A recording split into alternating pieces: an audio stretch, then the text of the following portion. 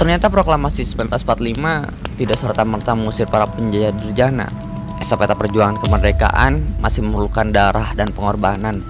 Agresi-agresi militer, lobi-lobi diplomasi, serta perundingan-perundingan menjadi saksi jalan juang perjalanan. Hingga 27 Desember 1949, lewat konferensi meja bundar menghasilkan kerajaan Belanda akhirnya mau mengakui Indonesia sebagai negara yang sah berkedaulatan.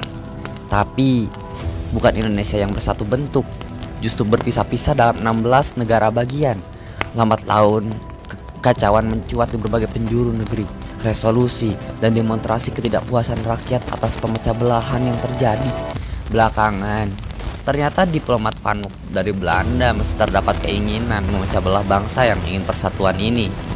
Maka sejarah kemudian mencatat seorang negarawan muslim, sang maestro dakwah, saudara Muhammad Natsir, membaca apa yang terjadi, siasat busuk yang ingin memecah bangsa tercinta.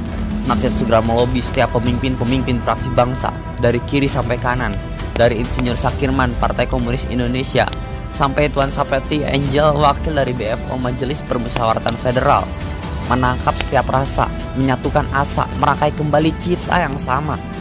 2,5 bulan lobi kesana kemari, melangkap kesamaan bahwa setiap negara ingin menciptakan persatuan.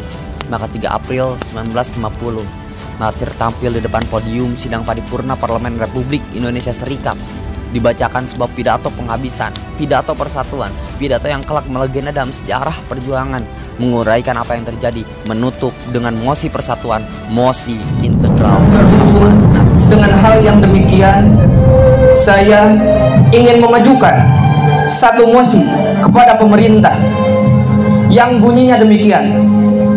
Dewan Perwakilan Rakyat Sementara RIS dalam rapatnya tanggal 3 April 1950 menimbang sangat perlunya penyelesaian yang integral dan programatis terhadap akibat-akibat perkembangan politik yang sangat cepat jalannya pada waktu yang akhir-akhir ini, memperhatikan suara-suara rakyat dari berbagai daerah dan mosi-mosi Dewan Perwakilan Rakyat sebagai saluran dari suara-suara rakyat itu untuk melebur daerah-daerah buatan Belanda dan menggabungkannya ke dalam Republik Indonesia, kompak untuk menampung segala akibat-akibat yang tumbuh karenanya. Dan persiapan-persiapan untuk itu harus diatur begitu rupa dan menjadi program politik dari pemerintah yang bersangkutan dan dari pemerintah Republik Indonesia Serikat. Politik pengleburan dan penggabungan itu membawa pengaruh besar tentang jalannya politik umum di dalam negeri dari pemerintahan di seluruh Indonesia.